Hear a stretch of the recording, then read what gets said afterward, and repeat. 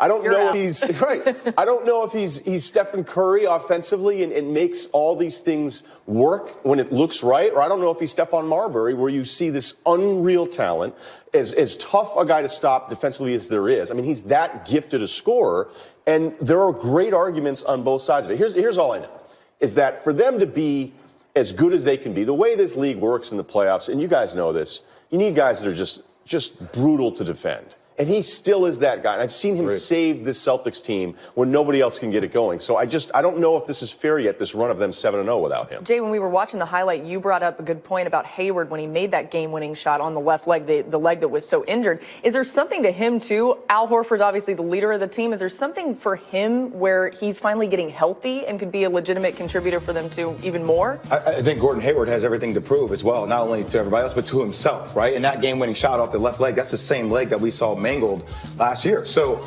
I think, and he had 30 against Golden State. I mean, he looked like a completely different guy. That's what I'm saying.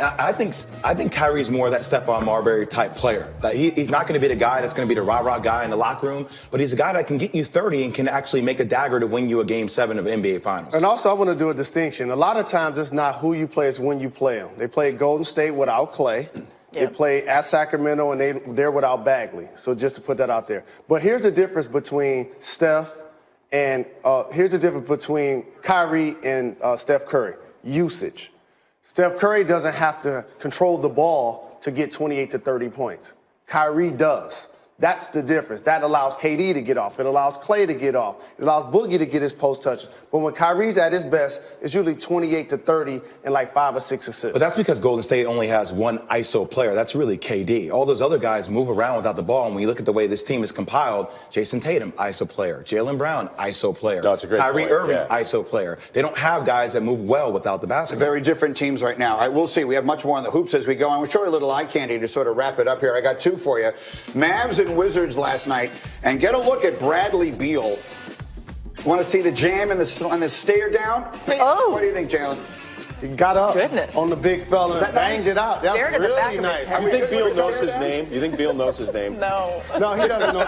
He knows his name now. He's looking at Stared at the back of his looking at the license plate number. Now he knows. That's an accident, and then he looks at the license plate number. The stare down is disrespectful. And we got one more for you last night. Sixers and Bulls. How about the Bulls, by the way, last night? This game was crazy. But how about, look at this. I didn't go out with you. Diakono going into the stands to make the save, and it winds up with a Zach LaVine slam. That's pretty nice. All I know is Zach LaVine has been balling, and NBA years happen in dog years. We're not even talking about Jimmy Butler's return, as he was the best player on the Bulls, probably the second or first best player on the Timberwolves.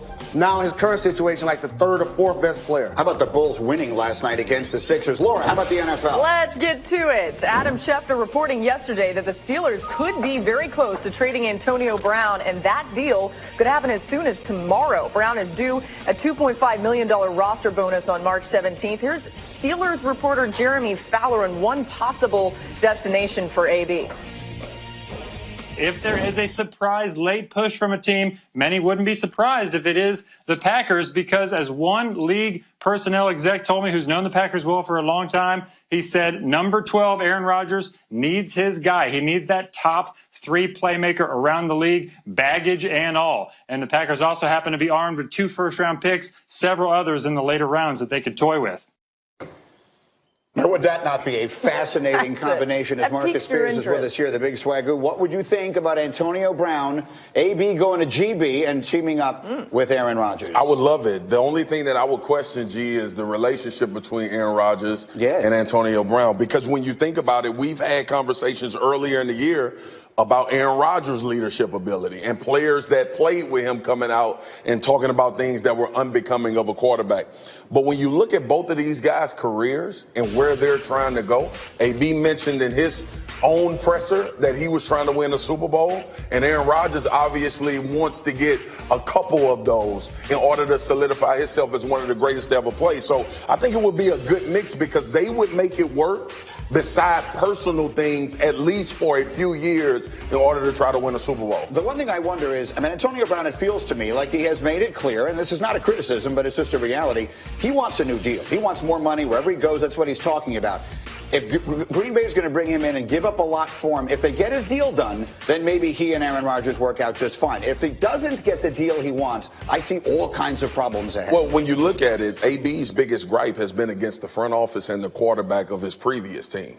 So that is the way to ruin the relationship before it even gets started. Now, we're talking about salary cap too as well. They just gave Aaron Rodgers the whole organization as far as money goes. So you got both of these guys that not only are one is looking to be compensated like the top wide receiver. So we're talking about a huge cap hit there. And also you got a quarterback on the books for probably 40% of your roster when it comes to contract money. What about the other side of this, what the Steelers could get in return, whether it's the Packers or some of these other destinations, Washington, some of the other Packers places have 2 first-round picks, so they could give up a first pick. I don't think it's as easy to give up a first-round pick for a 9-year guy. Even AB. Even AB. Look, the value on a first-round draft pick, and especially in the league today when you don't have to give guys $30 million coming right out of the gate, so at least you can float that. We having conversations about Josh Rosen and all of these rookies that didn't necessarily pan out in year one, possibly being traded. But when you look at AB, his production, and all of those things that come to light, you will see a team desperate in order to get that type of production on the field. And it could be Green Bay, because we've talked about Green Bay not surrounding Aaron Rodgers with those type of guys in order to get him over the hump. It would be a difference maker, no question. Yesterday, Shefty was talking about Oakland, Washington, Tennessee. Now we throw Green Bay in the mix. And one thing for sure, Shefty telling us yesterday, it appears that by tomorrow we expect this deal to get made. If there's any information on it today, clearly we'll pass it along here. In the meantime, we're just getting started on Get Up here. Still to come again, LeBron making history, passing MJ on the scoring list, but it comes on a terrible night. Stephen A. Smith was there. He will join us live in our next hour with his reaction. And NBA players, they're among the wealthiest and most famous celebrities in the world, but why do so many of them seem so unhappy? That conversation.